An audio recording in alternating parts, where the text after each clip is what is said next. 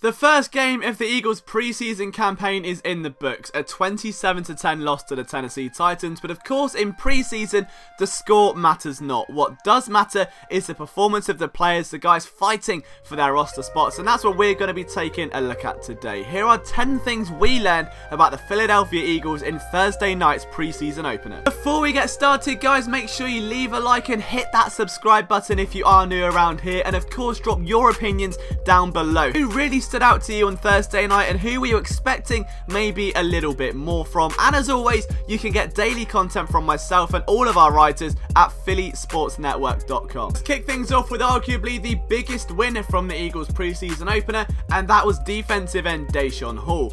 With defensive end depth now lighter than ideal, the former Texas A&M Aggie decided to make a statement. One of the biggest underdogs at his position, to a point where we haven't even given him that much love here at Philly Sports Network, blew up for 6 tackles, 3 of which were behind the line of scrimmage and 2 quarterback hits. The man was a complete monster, and with Joe Ostman out for the year, the Eagles can use every contributor they can get their hands on. Josh Sweat didn't look like the demon he was described to be this offseason. Instead, it was Deshaun Hall who took on a devilish persona in week 1, consistently wreaking havoc in the backfield. Secondly was the progress of first-round selection Andre Dillard, who took to Thursday night's game like a duck to water, with very few errors. He was extremely compact, as smooth as butter, and the hand placement that was kind of frisky coming out of college looked far more settled. He may not be taken over the throne just yet, but the rightful king has arrived in style. Dillard played in 58% of offensive snaps, and it's fair to say he made the very most of them, and we can expect plenty more of that in the coming week. It's early days, but Dillard is showcasing exactly why the Eagles went out of their way to trade up for him. As for Jordan Mailata, there was naturally a lot of intrigue surrounding the project offensive lineman, especially considering just how stunning he was in that first preseason, not just playing for the Eagles, but the entire sport as a whole.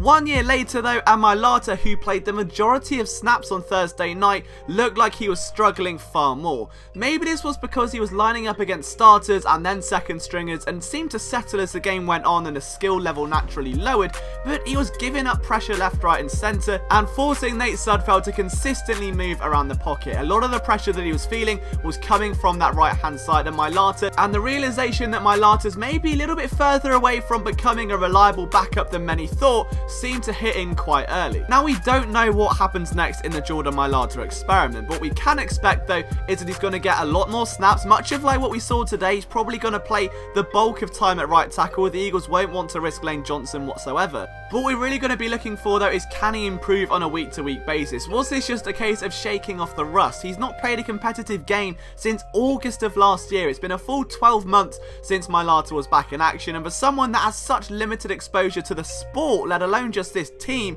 that matters. So maybe we'll see a step forward from Mailata next week, but it is something to keep an eye on. I don't think it's the end of the experiment just yet. He defines the term project lineman. Jeff Stoutland clearly has a soft spot for him, and if the Eagles can somehow keep him stashed away in the depths of their roster for the next 2 years, they can definitely maneuver him to a point where at age 24, coming to the end of that rookie contract, they can see what they have and then make an informed decision. I think the next 2 points go hand in hand, and firstly of course is that Nate Sudfeld suffered a broken wrist in the preseason opener. He's going to be out for 6 weeks after being carted out of the game with an air cast on his left wrist, his non-throwing hand, and it was the worst fears realised, but in a best case scenario it could have been like an 8-week recovery, so the Eagles did get slightly lucky there. He should be back in action by week 3.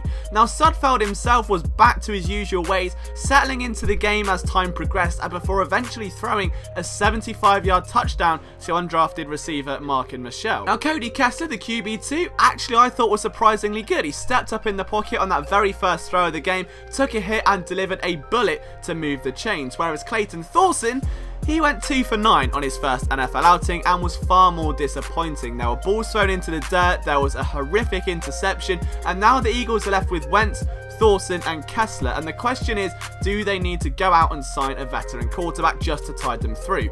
It all depends on how they view Carson Wentz. Do they want to get him out for a series or 2, something they seem reluctant to do this week? Maybe they'll be more open to next week as the regular season approaches, or instead are they okay with letting Thorson and Kessler jostle it out for those snaps? It will do wonders for Thorson, but the problem is he stagnating the offense around him, who also need to benefit from that snap time?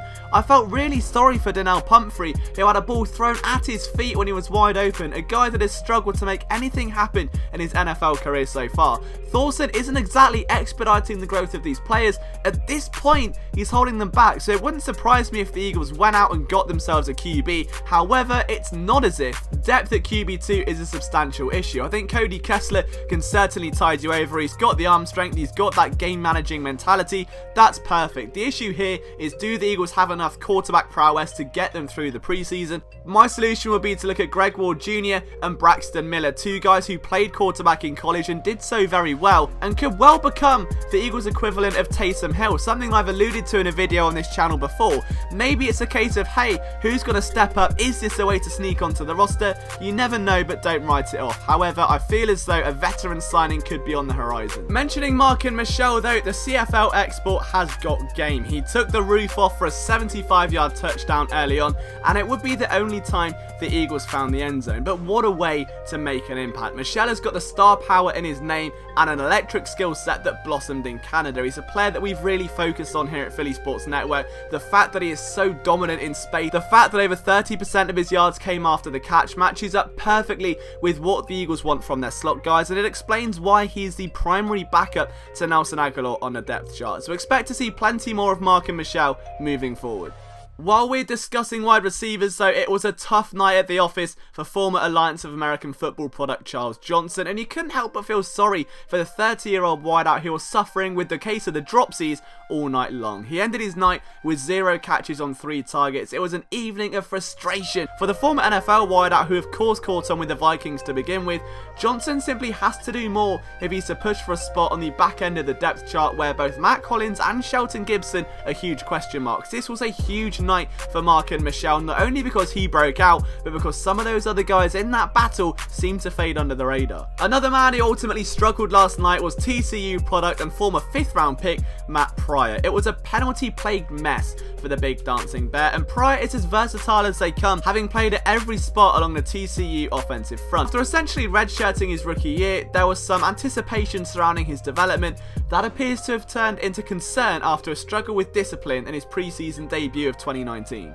Back onto positives though, and the linebacker position was a surprise indeed. Nate Jerry seemed to struggle a little bit. He allowed a touchdown early on, but there was one man who really stood out, and that was LJ Fort. Put a wrist on the end because the link turned into a fortress when he was on the field. Perhaps one of the biggest standouts of the night was the former Steelers linebacker and his tinted visor.